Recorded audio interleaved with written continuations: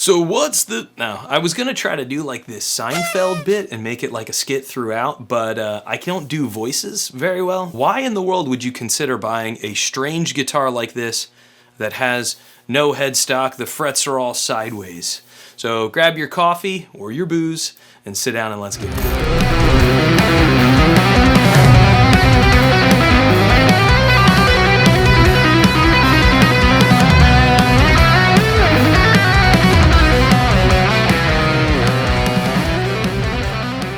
So if you're unfamiliar with Strandberg guitars and their very unique, strange design philosophy, this is a company that kind of came into vogue and popularity more or less maybe around like 2013, 2014, really because of one player, at least is the one player I think of, which is obviously the man himself, Mr. Pliny. He's the first guy that I ever saw playing one, and I think the overall like just aesthetic and space age look of this guitar kind of fits with modern metal, you know, a lot of, especially in the gent, I know it's not a genre, but whatever, in the gent world, a lot of times there's like space themes in the artwork and stuff, so a headless guitar with your sort of space age metal music kind of makes sense, I think, from like an aesthetic standpoint. So that's clearly gimmick number one that Strandberg was leaning into, and definitely kind of helped the company be more recognizable, especially as a new, you know, kind of startup brand. The thing is, there's a whole lot more to this company than just the weird headless design, which is what we're going to get into in this video. So let's get into it.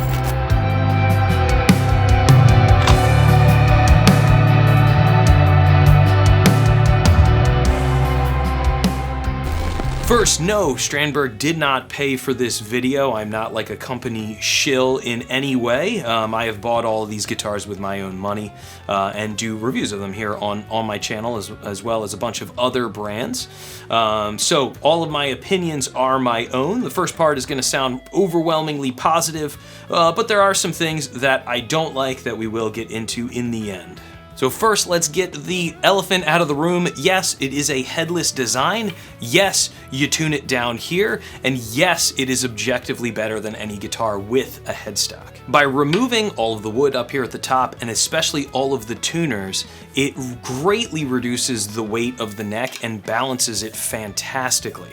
There is no neck dive on any of these guitars, and the more strings you add to the guitar, right? This is a 7-string, I do also have an 8, it's just at work. The more strings you add to it, the bigger the headstock would have to be to accommodate that with all of the tuners, and guess what? The worse the neck dive is. But that said, even on a 6-string model, they are more balanced than your traditional guitar with a headstock. So there's kind of no way around it. Yes, I know cosmetically it might be a little strange and you might not like it, but once you get used to it, honestly, I don't even think about it anymore. I've been playing them now for about 5 years, and it just is the way the guitar is. It doesn't look strange to me. It's just like anything else. It's a variation on a theme, and the other benefit is the guitar is way more compact. It's teeny, man. And the case is teeny. And then that, again, greatly reduces the weight. So your average Strandberg guitar usually weighs in somewhere around 5 pounds, or maybe potentially even less if it's a 6-string. And then you put that in a nice, small, lightweight gig bag, and it's basically a travel guitar without any of the drawbacks of an actual travel guitar. I'd been so used to taking my Bergs back and forth to work where I teach that I recently had to pull my Jericho baritone guitar, and while I haven't weighed it, I swear to God the thing has to weigh over 10 pounds. It's absolutely obscene. I put it in a real nice heavy-duty gig bag. That makes it weigh even more. Trying to just walk out, find my car parked here in South Philly somewhere, like, man, going back to the Strandberg, yeah, there's no way around it. For actual day-to-day use, if you're looking for your daily driver, that is the theme of this video, basically. Nothing is going to be able to beat the Strandberg as far as ergonomics goes. Again, you might not like the cosmetics, but that's something totally different. A smaller, a lightweight guitar objectively is easier to travel with. Kind of full step.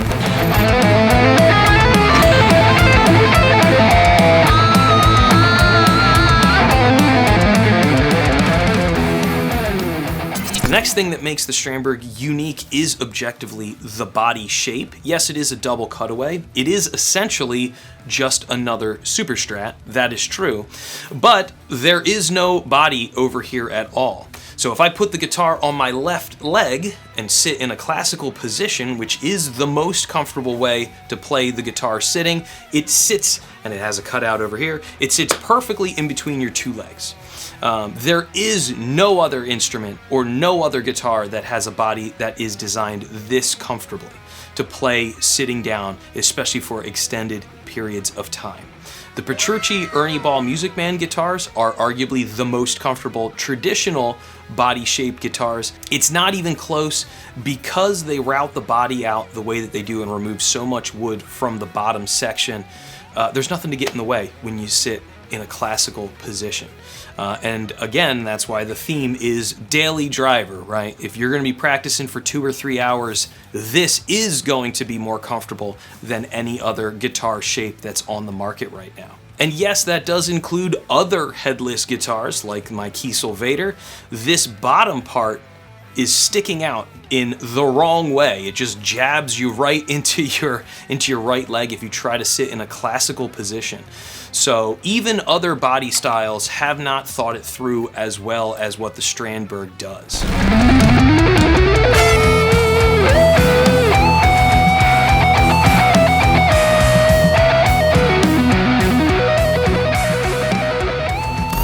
The next reason why you really should consider trying out a Strandberg is the very unique Endure neck. All of the guitars come with this neck that has a strip down the middle and then 2 flat sections that your hand can rest against or your thumb can rest against. This is objectively, without a doubt, the most comfortable neck to play, especially with regards to vibrato and bending. Because of the flat section, you just have such better leverage over the strings than you would with a traditional neck. That flat strip running down the middle also helps keep your wrist straighter. So if you're a beginner to an intermediate level guitar player, I can guarantee this will improve your technique, and it will also help you play longer and avoid injury. I played for many, many years with poor warm-up or poor technique habits, which caused wrist pain, and now, if I take the time and get warmed up correctly, anytime I'm playing a Strandberg, especially as somebody who teaches usually 5 to 6 hours a day, the neck is a huge deal to making sure that I don't get injured so that I can continue to do my job. What I find interesting about the neck as well is that it's pretty chunky, it's pretty big, but because of those flat sections, it feels thin when you want it to, and then thicker when you want it to as well. So it will either help your wrist stay straighter when you need it, or it'll help you get better leverage over the strings with those flat sections. So for me and what I do now, teaching and making my living, giving private lessons, I can't go back. The body style paired with the Endure neck means I can play for longer with less chance of injury.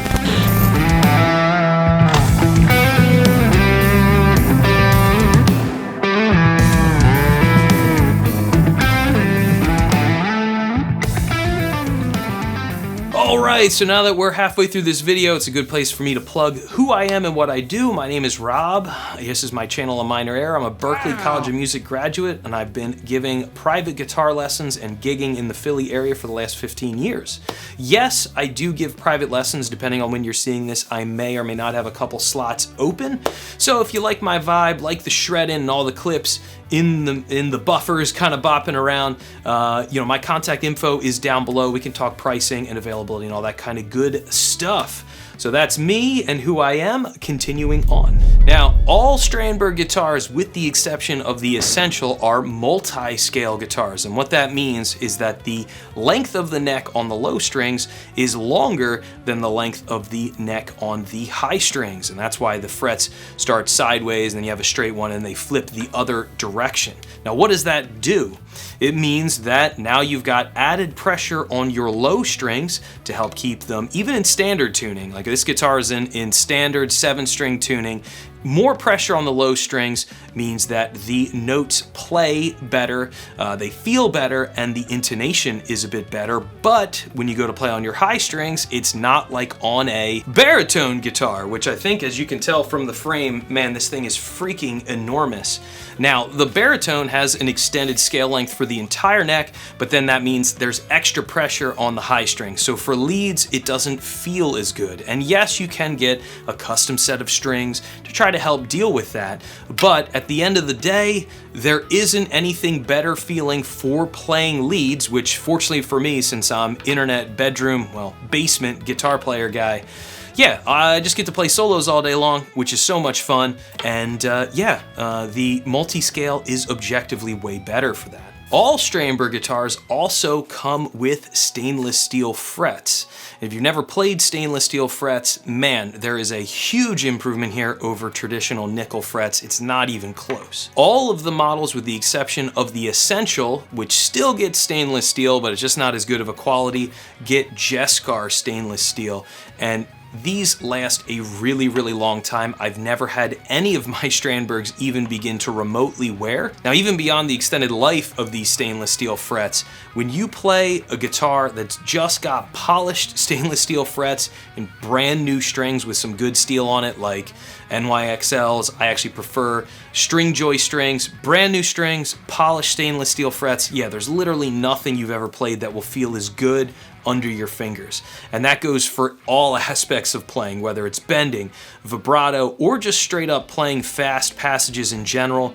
Stainless steel frets, super low action, really get in there and start to work on your light touch, and all of a sudden a lot of those runs that you might be playing that you feel like you're fighting the instrument on might make the difference. And especially when you're talking about fine motor skill stuff like playing an instrument, yeah, you just cannot beat stainless steel frets.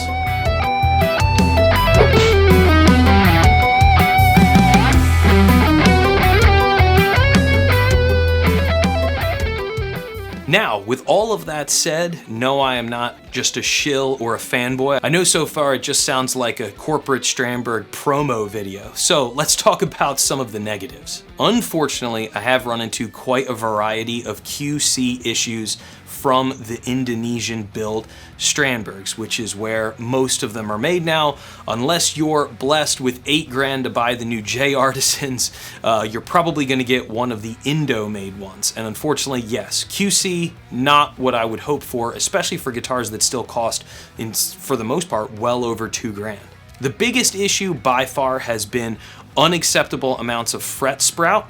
On a stainless steel guitar, that's going to be relatively expensive to get a luthier to work on, and in my case, I don't even know anybody that I would trust in Philly to mess with any of these guitars. So yeah, you're spending $2,400, the guitar shows up with fret sprout akin to like a Squier Strat. Not great. I've heard different people say, hey, maybe it's because Indonesia's a high humidity climate. Then by the time they get boxed up, make their way all the way over to the States, then I'm living in Philly. Yeah, sure, in January, there's obviously no humidity in the air, so that's probably why the fret sprout is happening. My opinion is I do not care. It's Strandberg USA's job to make sure the guitars are ready to be played from all retailers. I've gotten most of mine through Musician's Friend, which obviously they don't do as good of a job as somebody like Sweetwater to make sure the guitars are ready to go. Again, I don't care. It's their job to make sure the guitars are ready to go out of the box, and unfortunately about half of them, in my opinion, have not been. This one, of course, included, the one that I ended up keeping. The tremolo systems have also been very hit or miss in my experience. Some of them flutter great. Some of them, like this one, basically don't flutter at all. And that's doing the trick where you put the bar back here and then flutter it that way. That always, if you have a Strandberg, you don't know that. You gotta try that out. If you put it in the normal spot, all of them don't flutter nearly as well as if you put the bar in the back. But this one, still, fluttering's not great. And beyond that, the bridge on this guitar is routed ever so slightly crooked. So when I dive bomb it all the way down, I can hear the string, the first string, getting pinched against the saddle. So if I go for a big bend on this guitar, it will break the first string. There's no questions asked about it. Every time I'm in lesson and we go for like a 1.5 step bend, it's like I just fret the note because I know it's gonna break. So yeah, the hardware can be hit or miss. The overall QC can be hit or miss. I've had other ones that have been perfect. They always end up being the ones that I plan on not keeping. I kept this one just because I thought the cosmetics were cool. So that is definitely something to be aware of. Buy only if you're able to send it back. Don't buy if you can't return it, I think, because the Indo factory is not 100, 9 times out of 10 or 10 times out of 10. It's more like 5 out of 10 that seem to be a good guitar in my experience. If you're interested in the classic model, I would highly recommend to not buy them brand new. This is another major issue I have with Strandberg. They have taken what was a before sort of budget, vaguely affordable professional quality guitar at about $1,500, and now the current deluxe is $2,400, which is basically the same guitar. I mean, they changed the body wood and they changed the finish and they put some Sir pickups in. Does that sound like it's worth $900 more to you? I don't think so. And then the stripped down one with the normal body wood and regular Strandberg pickups, they've increased that by $300. And I know inflation's a thing, but f you, it's not that much. So if you're looking at a classic, I would recommend going used. You can find the first gen classic NX for around $1,200 to $1,300, which at that price, I mean, hell yeah, that's a great guitar. You're getting the Sir pickups and you get the NX spec with the better hardware. The improvement of the nut and the bridge is definitely worth it. So that would be my advice. If you're looking at the classic, do not buy used. They are not worth the price. And as I learned the hard way, they do not hold their value either. The first gen NX Classic was supposed to cost $2,200. I was lucky to sell the one I had for around $1,300. Fortunately, I didn't pay that. I still took a loss on the guitar, but it was at least palatable.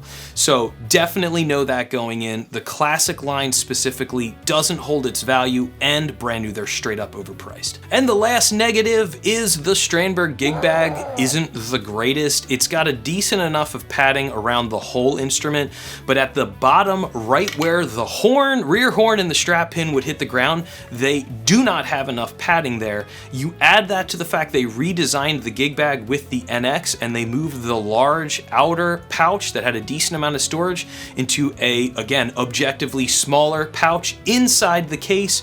You lose storage, the padding still stuck at the bottom. Yeah, the gig bag's not the best. The Kiesel gig bag is objectively way better that my Vader came with, provides way more consistent protection, and it still has an outer pouch with plenty of storage, because if you're gigging, you need backup strings, fuses, picks, cables, all sorts of stuff. So yeah, gig bag, definitely not the best. So look, if you can go and play one in person and keep an open mind, I think all of the Strandberg features you're gonna really love. I know the missing headstock looks a little strange at first, but the comfort, playing and sitting, again, my theme is daily driver, right? You're gonna sit down and practice for 3 hours. This guitar is going to be more comfortable than anything else that's on the market, and that includes other headless guitars because of the Boden body shape and the way they route everything out back here. If you get one of those classical footstools, it's gonna sit on your left leg so much more comfortably. You're gonna be able to keep your neck and back straighter. You're not gonna be crumpled over the instrument. The Endureneck's gonna help keep your wrist straighter. The flat parts are gonna put less pressure on your wrist as you go for your bends or your vibratos. For a daily driver, for just practicing in general, this is a superior instrument. So thanks for watching this video. If you like my vibe, hit like and subscribe. That would be awesome. Help my little channel continue to grow.